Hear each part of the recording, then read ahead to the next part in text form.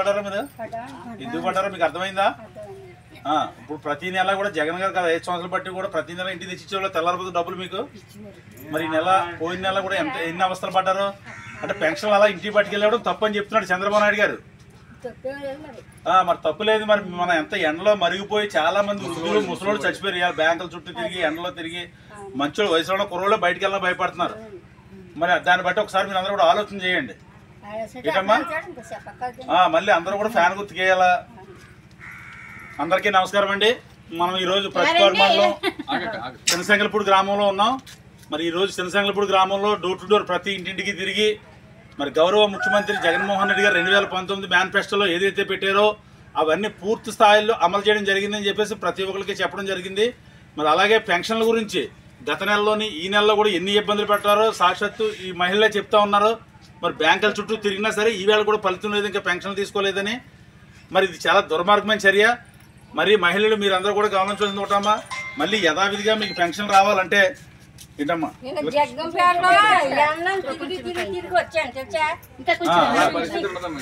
చెప్పమ్మా చెప్పు. జగ్గంపేట పోయాను ఎంత బాధపడ్డాను. మళ్ళీ మాకు జగన్ గారే రావాలా.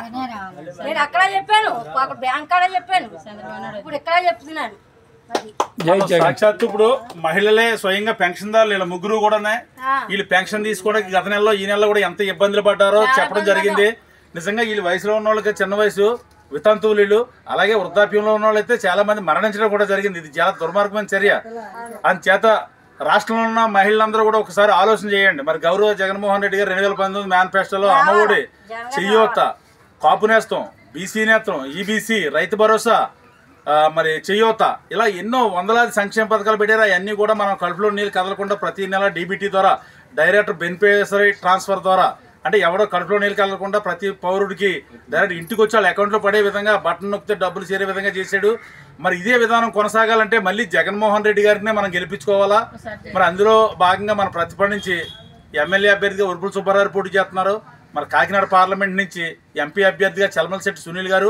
వీళ్ళిద్దరూ కూడా చాలా మంచి మనుషులు, చాలా సర్వీస్ మోటివ్తో ఉన్నవాళ్ళు, ఎవరికి హాని తలపెట్టే మనుషులు కూడా కాదు. ఎవరికి ఆపదన వెళ్ళినా సరే వెంటనే స్పందించి వాళ్ళకి సహాయ సహకారాలు అందించే మనుషులు.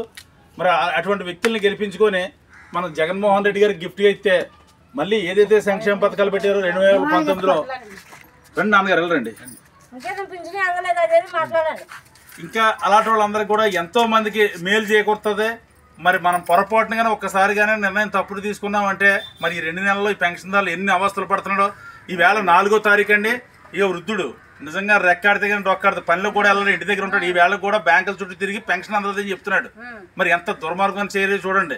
మరి ఇదే విధానం కొనసాగితే చాలా మంది పేదలు ఆకలితో చచ్చిపోయే రోజులు వస్తున్నాయి. ఇప్పుడు పెన్షన్తో బతికే కుటుంబాలు ఇప్పుడు మనం ఇచ్చినట్లో ఇంచుమించు సుమారు 50 నుంచి 60 మంది 100కి ఓన్లీ పెన్షన్ మీద ఆధారపడి బతికే పరిస్థితి వచ్చింది. మరి అలాంటిది చాలా దుర్మార్గం చర్య. చేత పెన్షన్దారులే స్వయంగా చెప్తున్నారు మేము ఓటు అడగడానికి వస్తే ఈ రోజుని మళ్ళీ జగన్మోహన్ రెడ్డి గారిని మేము గెలిపించుకుంటామని. మరి ప్రజలందరినీ కోరేది ఒకటే, మరి 2019లో మేనిఫెస్టోలో పూర్తి స్థాయిలో అమలు చేశారు. ఇప్పుడు 2024లో పెట్టిన మేనిఫెస్టో కూడా పూర్తిగా మన అందరికీ డబ్బులు డైరెక్ట్గా ఇంటికి వచ్చి మన అకౌంట్లో పడి మనం ఒక కాళ్ళు పట్టుకోకుండా పెన్షన్దారుడు మన వాలంటీర్ తెల్లారి గట్ల 6 ఒకటో తారీఖు మన ఇంటికి వచ్చి పెన్షన్ ఇచ్చేవాడు. ఇప్పుడు దాకానే ఈ 2 నెలల్లో పెన్షన్దారులు ఎన్ని అవస్థలు పడ్డారో రాష్ట్రంలో ప్రజలందరూ కూడా సాక్షాత్తు చూశారు. అందుచేత వచ్చే ఎన్నికల్లో ప్రతి ఒక్కరు కూడా ఫ్యాన్ గుర్తు కొట్టేసి జగన్మోహన్ రెడ్డి గారిని ముఖ్యమంత్రి చేసే బాధ్యత ప్రతి ఒక్కరూ తీసుకోవాలని చెప్పేసి ఈ సందర్భంగా ప్రతి ఒక్కరిని కోరుతూ సెలవు తీసుకుంటున్నాను.